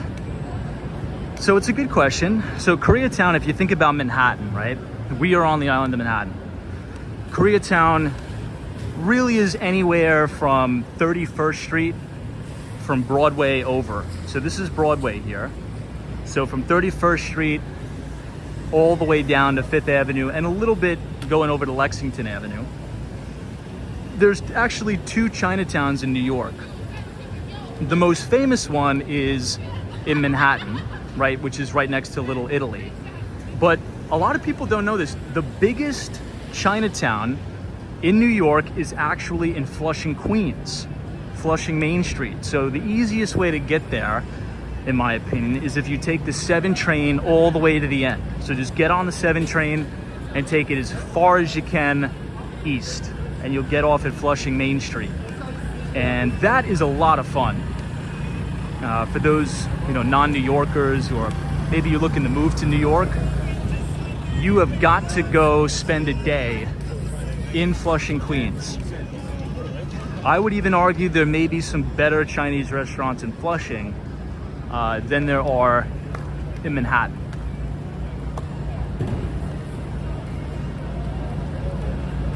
Yeah, photos from around New York says Flushing Chinatown is amazing. Someone says there's a Chinatown in Brooklyn as well. Smee Media says Franklin's Barbecue is also a famous Austin BBQ joint. Interesting.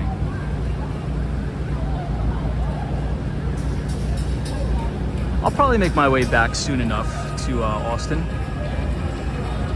All right, so let's continue on our way downtown.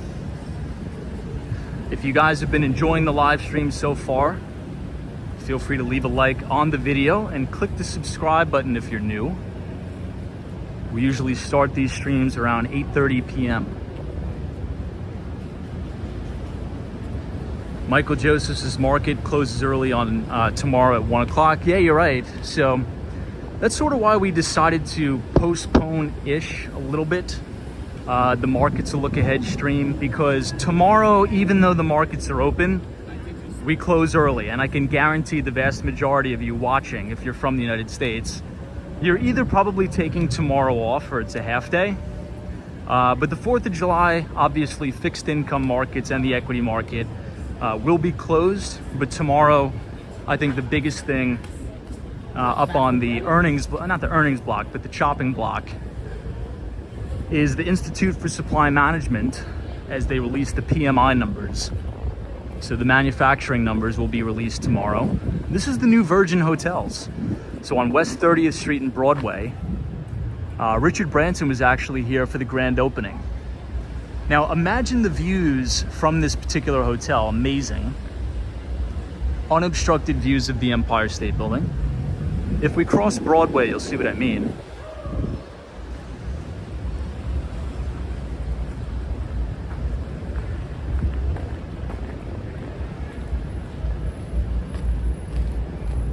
Got a beautiful pile of garbage there. Love seeing that.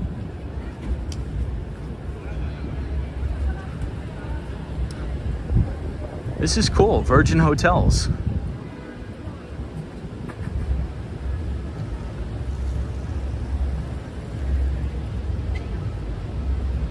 Now, I think there's a pool somewhere in this building.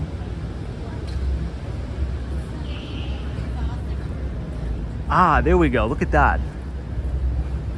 Wow. Pretty much, now I can almost guarantee you any room that you stay in at this hotel, due to the building heights of the surrounding or neighboring buildings, look at that. You get an unobstructed view of the Empire State Building. Now that's cool. You know what I think would be fun? Could somebody do us a favor and look up the average room rates in the Virgin Hotel? So it's on the corner of West 30th Street and Broadway. So West 30th Street and Broadway.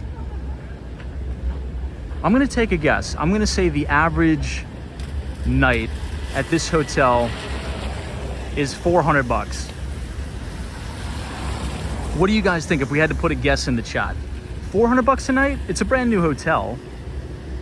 I'm gonna say $400 a night for the cheapest room. That's my guess.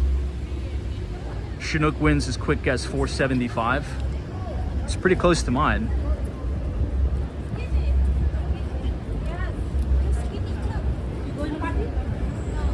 Oh, there is a pool. So this is the visual of the pool on the roof deck. Ah, somebody Googled it and said it's $350 a night.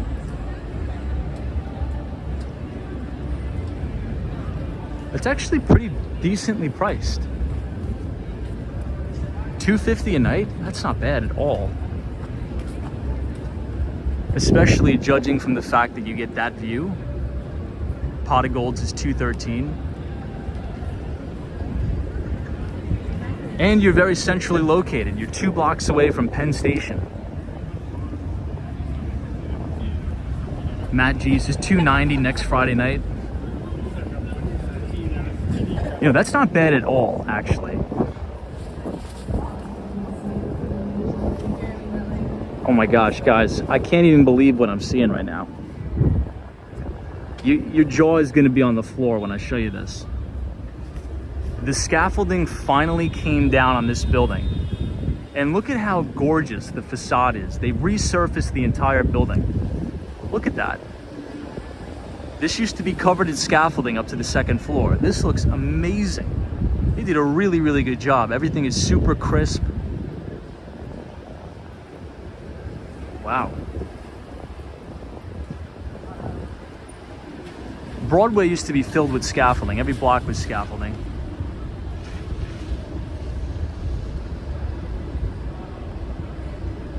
Hey, Shady 901. Oop, it's raining again.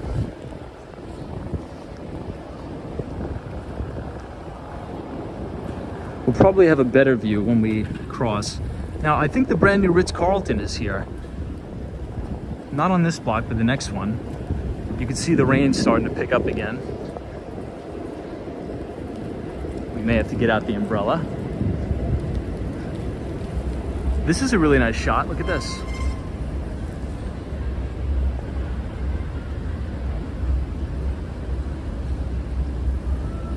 Wow, I think that's the money shot right there.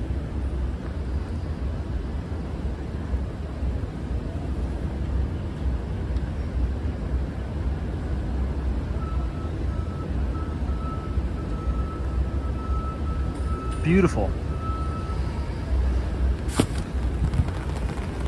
Umbrella's going back up, guys. Apologize. Gotta do it.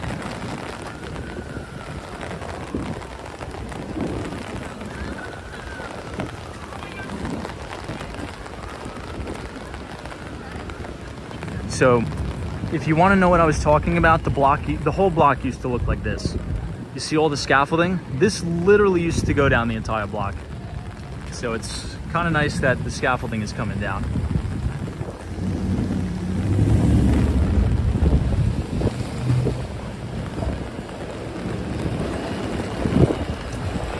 This is the brand new Ritz-Carlton on the right.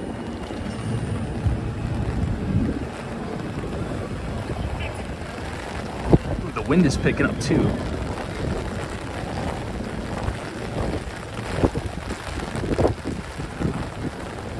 So Broadway, West 28th Street. If we turn the camera to the right, you'll see the new Ritz-Carlton.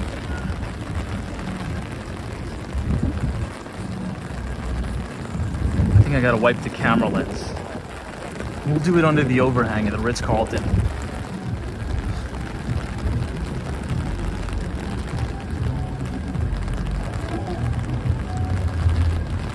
Hey, JM is here. What's up? So here it is. I believe this just opened actually not too long ago, maybe about a half a year ago. And I believe it's a hotel and residences. Now there's another really nice Ritz-Carlton right on Central Park South, right next to the Trump Park, which is 106 Central Park South. Very nice. I'll try to give you guys a shot at the top.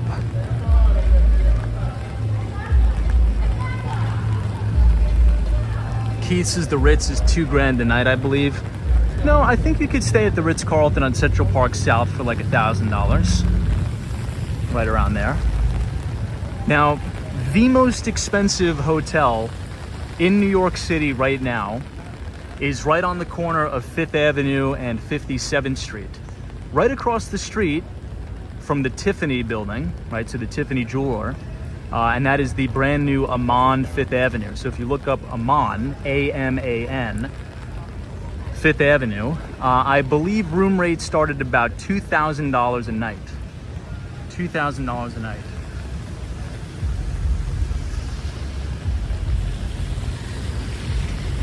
But look, I think they did a good job, and it appears to me that they also included the public space. So there's a beautiful garden here, places to sit down.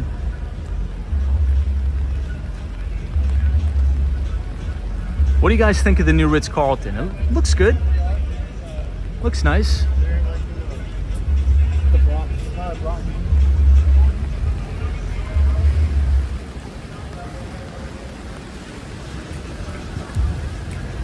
I guess as nice as it can look, right? All right, let's go back to Broadway and make a right. And then we will try to, depending on the battery, we'll try to go down to Soho.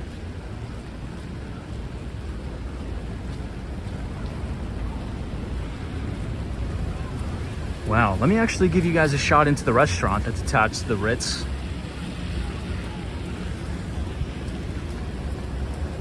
It's really nice inside. Look at that. Now the bar in the back almost is reminiscent of like a waterfall, isn't it?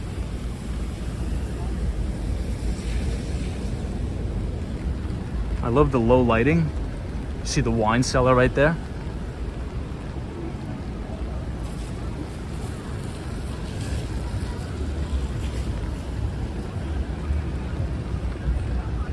Let me catch up on some of the comments. Hey, CM, says Tom, have you stayed at the Ritz-Carlton in Miami? I haven't. I've never stayed at the Ritz-Carlton before.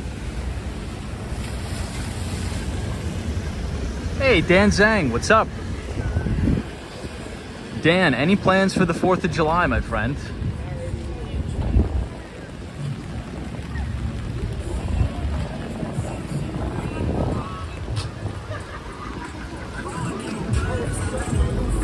The rain is coming at us almost sideways now.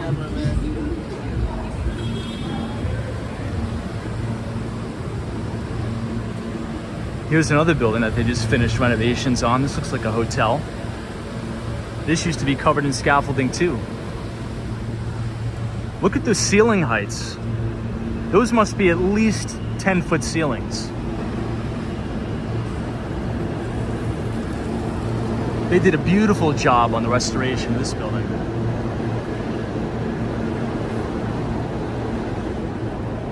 Hey, Janet's here. This is just joining. How's the air quality in New York? It's better now. Definitely better now, Janet, since it's raining. I was talking to my friend today, and even though the weather has been good in New York, it's been like this hazy gray sky almost every day. So I think we needed the rain, right? That should clear up some of the air. So even though it's a little bit of an inconvenience, the rain is much needed. Now, this is very interesting. I want to tell you guys about this place. We'll wait till the FDNY goes by.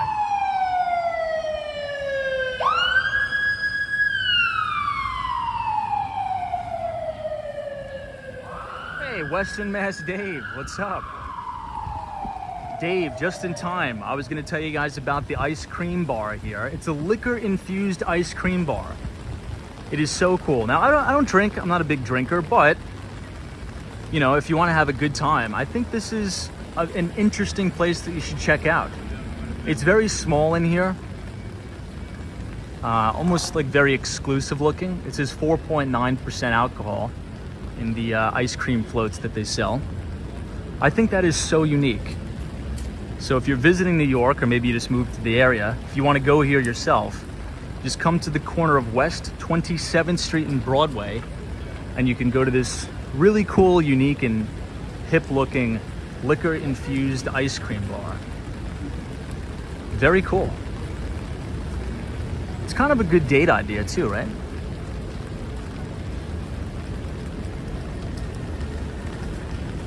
I'm trying to see what the bartender's doing.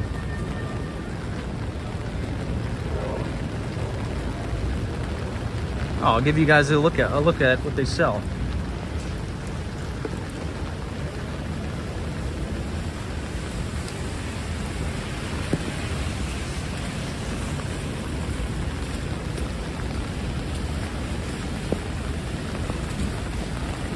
Not bad.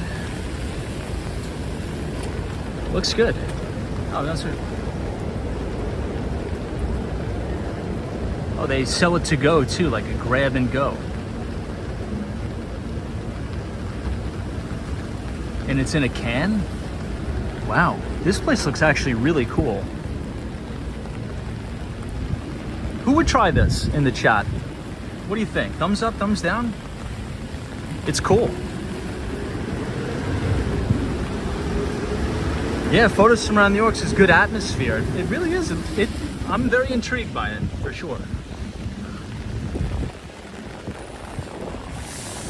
Oh man, the wind is really picking up now.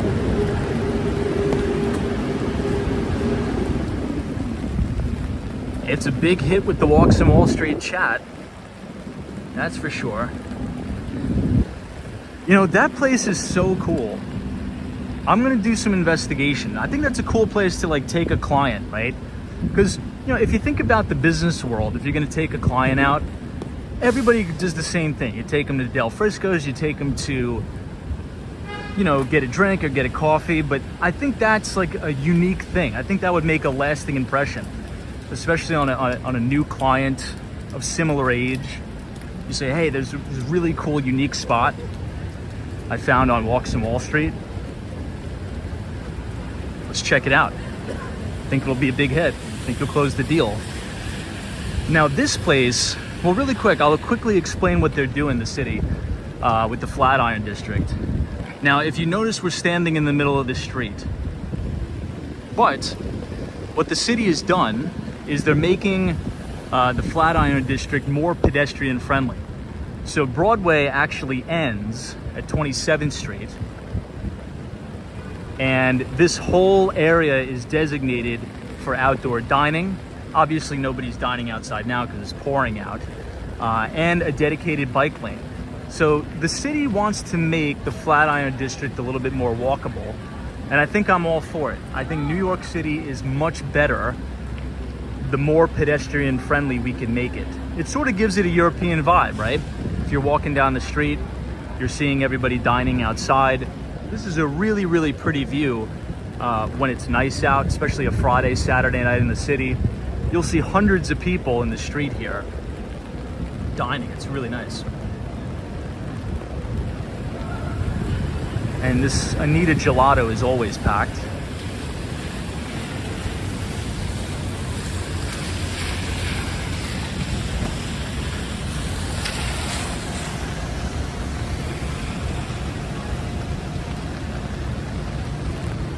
See if we could cross.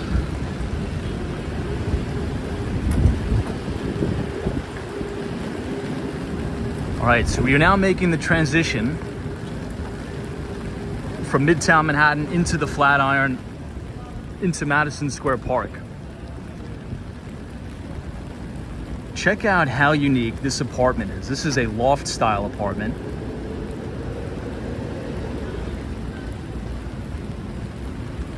Really nice.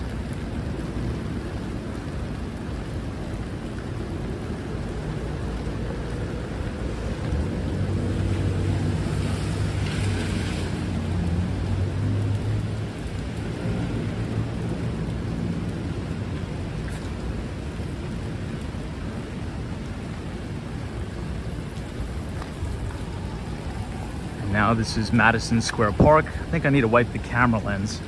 Let me do that under the scaffolding.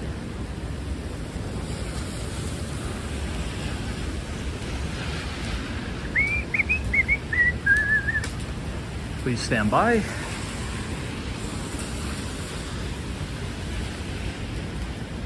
Hey, Notorious Ninjas is my parents went from Pittsburgh, Pennsylvania to New York City on their honeymoon. Love that. They also visited the big waterfall in New York State. I'm assuming that is the big waterfall, Niagara Falls. I think that's way upstate in Buffalo. Now, if you look at the building directly in front of us, this is the Flatiron building, and it actually just sold in auction. Now, the first time they auctioned it off, the guy didn't make the good faith 20% deposit. So it actually went back on the market to auction it off again about 2 weeks ago. Oops, got more rain on the camera. And hopefully this deal will stick.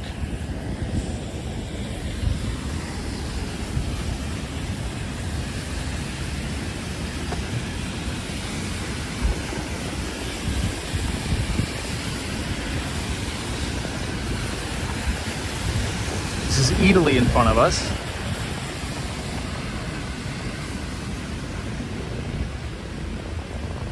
Hey, Elliott Wave Reviews says, hey Tom, happy Canada Day to all Canadians. Yes, I completely forgot. Happy Canada Day. We have a lot of Canadian viewers. Wow, we got Canada Day, we got the 4th of July. There's a lot to celebrate here in North America. All right, this is Italy. I think it's closed now, but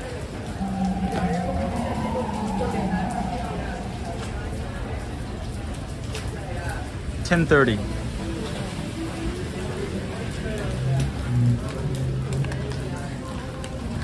I feel as if tonight's a little bit more humid than Miami, actually. Hey, Tom AK, thank you for joining us.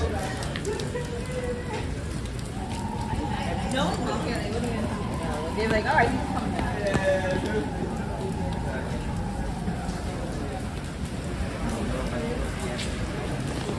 Hey, Western Mass Dave. So what are you doing on the 4th? I think I may go out to Long Island, go to my friend's house for a barbecue, but then I want to come back to the city and I want to look at the fireworks. I went last year. It was one of my favorite things to do. Hands down the best fireworks display I've ever seen in my life. So hopefully I'll do that. What about you?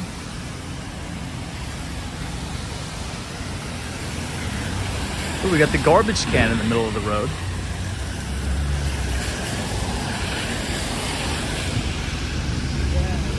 I'll try to move it out of the way. Holy crap. That's a heavy garbage can. I don't think I can move that out of the way, actually. You know when you're expecting something to be like ridiculously light and then it's actually like 200 pounds? Yeah, I guess those garbage cans are steel. All right, team. Flatiron District, Flatiron Building. Great view of the Empire State Building. Man, beautiful.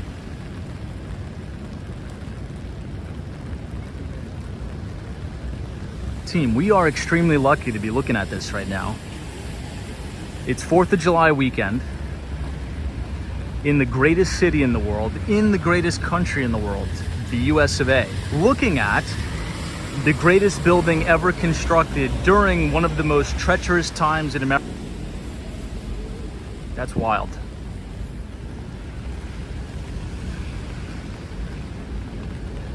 And amongst all the, the safety standards back then. You ever seen some of the photos of the gentlemen building the Empire State Building? These guys are freaking, tap dancing on the steel I-beams up there. It's crazy.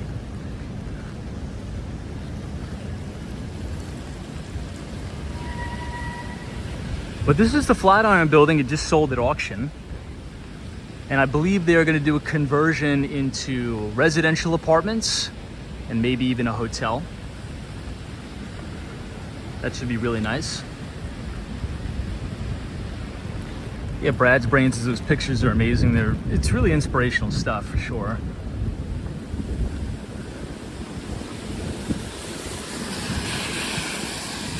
"22nd Street, Broadway." Now you notice, as we were walking Midtown Manhattan, as we were walking Koreatown, very populated parts of the city. However, as we make our way into the Flatiron district, it gets very quiet. It's more residential. Not a lot of nightlife goes on here. And I think it's good that you guys see that diversity in the city, because everybody thinks New York, they think Times Square, they think it's always buzzing 24/7, 365. It's not the case. New York is very diverse, particularly Manhattan. There's some neighborhoods that are very quiet. After 6 o'clock, you won't really see anybody on the streets. Some parts are busy 24/7, like Times Square, like Koreatown. The Village. What did you guys think of the Village last night, by the way? I thought that was a pretty fun live stream. Tons of people out in the West Village last night, and even near NYU, McDougal Street, tons of nightlife.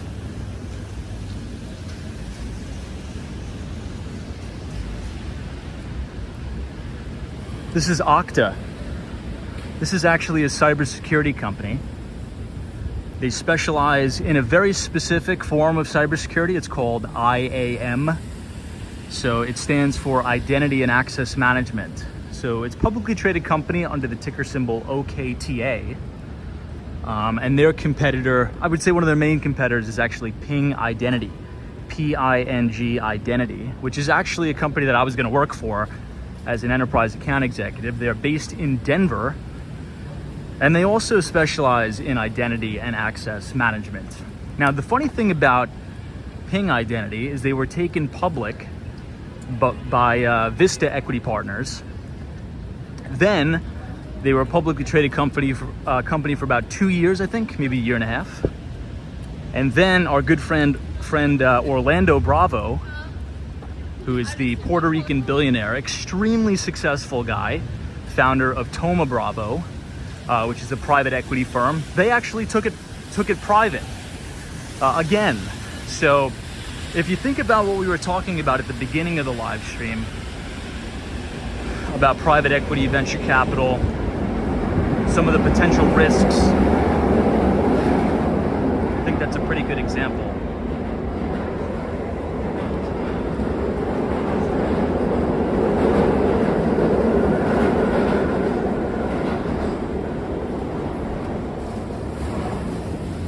Let me catch up on some of the chats.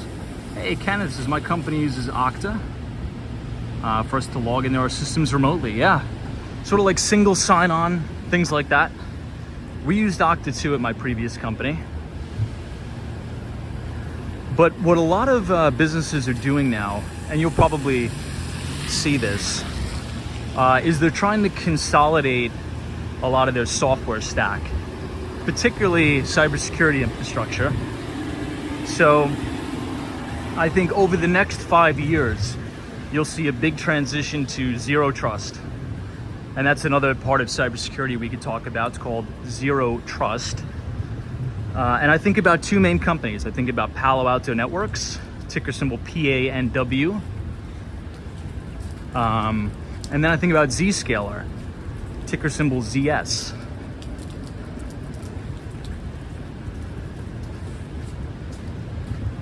So, if you think about way back in the day, a traditional infrastructure setup, the particular form of cybersecurity was called castle and moat, right?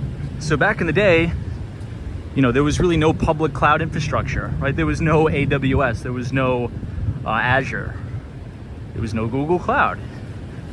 People ran their infrastructure completely on-prem, right? On-premise infrastructure. So the thought process back then was, well, let's put up a big firewall, and anything on the outside of the firewall is deemed a threat, and anything operating on the inside of the firewall is safe. Well, it doesn't really work that way anymore. Oh, funny, speaking of cybersecurity, it was an advertisement for Google cybersecurity.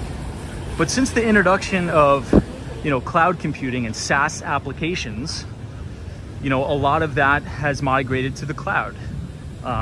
You think of Salesforce, you think of different CRM products, everything, right?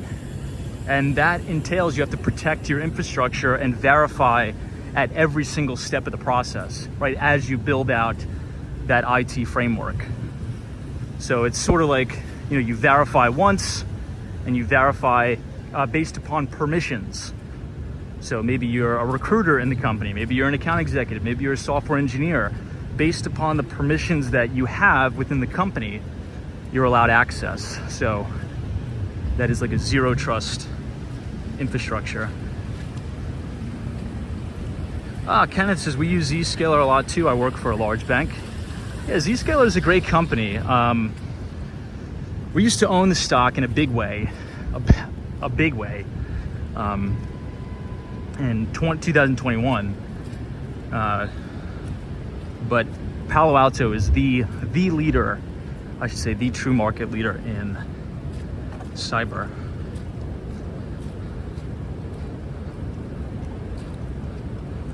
But guys, I got a quick update for you all.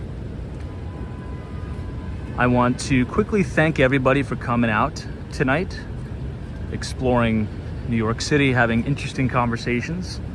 I had a lot of fun. Hopefully you guys had a lot of fun as well. But it is that time. We've been streaming for over 2 hours, and I can't believe that. I just checked the time, and we've been streaming for over 2 hours. So that means I do need to run. I gotta head home. So I wanna wish everybody a very happy and safe 4th of July weekend, and I will see you all tomorrow, right back here live at 8:30 p.m. So if you enjoyed the live stream, feel free to leave a like on the video, subscribe to the channel, share the show with your friends. If you want to connect with us offline, look at the links in the description. You could sign up for our free investing newsletter that I write personally. You can connect with us on Twitter at Walks Wall Street. And I'll see you guys tomorrow. And we'll probably be covering the Institute for Supply Management PMI numbers and getting ready for the 4th of July celebrations. So Laytha, thank you so much for joining. Great moderator. CA2, thank you. Prodman, E. Monica B. Love is kind. DM, thank you so much and enjoy your Sunday night. Joe Driver, Michael Joseph, Hang with Mark Mom.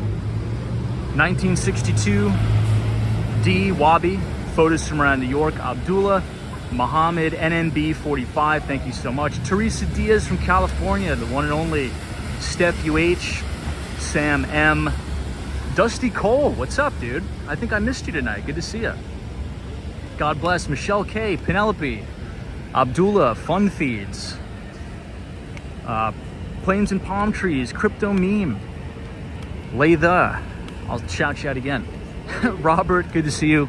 All right, guys, always a bull market somewhere. You just need to know where to look. Enjoy the rest of your Sunday night, and we'll see you right back here live tomorrow. Take care.